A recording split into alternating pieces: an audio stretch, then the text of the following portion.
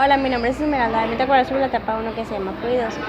En esta ocasión yo explicaré varios temas que relacionan a ella, como es la densidad, es una magnitud escalar referida a la cantidad de masa en un determinado volumen de una sustancia. ¿Qué es fluido? Los fluidos pueden ser de líquidos o gases según las diferentes densidades de las fuerzas de cohesión existentes entre sus moléculas. Los fluidos se pueden clasificar como reposo o movimiento. La presión hidrostática da cuenta la presión de fuerza que el peso de un fluido en reposo puede llegar a provocar. Esto es lo que se relaciona con fluidos. La presión es una unidad física que mide la producción de una fuerza en dirección perpendicular por unidad de superficie y sirve para caracterizar cómo se aplica una determinada fuerza resultante sobre una línea. La presión se mide en unidad derivada Pascal, que es equivalente a una fuerza total de un newton accionando uniformemente en metros cuadrados, lo cual utilizaríamos en cualquier problema para obtener la presión de expresiones igual a fuerza sobre altura. Daré un ejemplo: si una persona se encuentra de pie, su masa es de 60 kilos y la área total de apoyo es de 160 centímetros cuadrados. Aquí lo que buscaremos es que la presión esté ejerciendo sobre el piso. Utilizaremos la fórmula que ya dije. La presión la desconocemos, la fuerza la podemos obtener mediante masa por gravedad, que sería 60 de la masa, 9.8 de la gravedad, sería un total de 588, y la altura nos la está dando en centímetros cuadrados, lo cual la tenemos que cambiar a metros cuadrados y utilizaríamos lo que es 1 por 10 a la menos 4, lo cual nos daría metros cuadrados, sería 0.016 metros cuadrados. Ahora sí dividiríamos fuerza que ya teníamos, que es 588 sobre 0.016, que es la altura, metros cuadrados, lo cual nos daría un total de 36.750, que es la presión que ejerce la persona sobre el piso. Y eso es algo derivado a lo que expliqué de presión. Mi nombre es Aurora y voy a explicar la etapa 3. El primer subtema es generación de energía eléctrica. La generación de energía eléctrica consiste en transformar alguna clase de energía química, sintética, térmica o lumínica, nuclear, solar, entre otras, en energía eléctrica. Para la generación industrial se recurre a instalaciones denominadas centrales eléctricas, que ejecutan algunas de las transformaciones citadas. Estas constituyen el primer escalón del sistema de suministro eléctrico. La generación eléctrica se realiza básicamente mediante un generador. Si bien estos no difieren entre sí en cuanto a su principio de funcionamiento, varían en función a la forma en que se accionan. Explicado de otro modo, difieren que fuente de energía primaria utiliza para convertir la energía contenida en ella en energía eléctrica. Las fuentes de energía eléctrica provienen de la naturaleza y según su origen y cómo son utilizadas, se clasifican en autorrenovables, renovables con intervención humana y no renovables. Las fuentes de energía autorrenovables son elementos de la naturaleza que se renuevan permanentemente mediante procesos naturales o que por su gran abundancia se pueden considerar inagotables. Por ejemplo, la radiación solar, los vientos, el movimiento de agua, el calor del interior de la Tierra.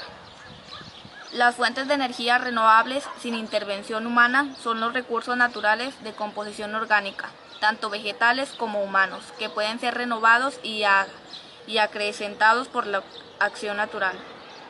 Las fuentes de energía no renovables son recursos naturales y de composición orgánica que se formaron en procesos naturales complejos y largos, durante 2 o 5 millones de años. Los más conocidos son los combustibles fósiles como el carbón vegetal y los hidrocarburos, petróleo y gas y otros minerales. Los circuitos eléctricos domésticos. El simple. Entran la fase y neutro desde una caja de registro. El neutro va directo a la bombilla y la fase al primer extremo del interruptor simple. El segundo extremo del interruptor se conectaría al segundo extremo de la bombilla. Su función es muy básica. El circuito en serie. En un circuito en serie, los receptores están instalados uno a continuación de otro en la línea eléctrica, de tal forma que la corriente que atraviesa el primero de ellos será la misma en la que atraviesa el último. Para instalar un nuevo elemento en serie en un circuito, tendremos que cortar el cable y cada uno de los terminales generados conectarlos al receptor. El circuito en paralelo.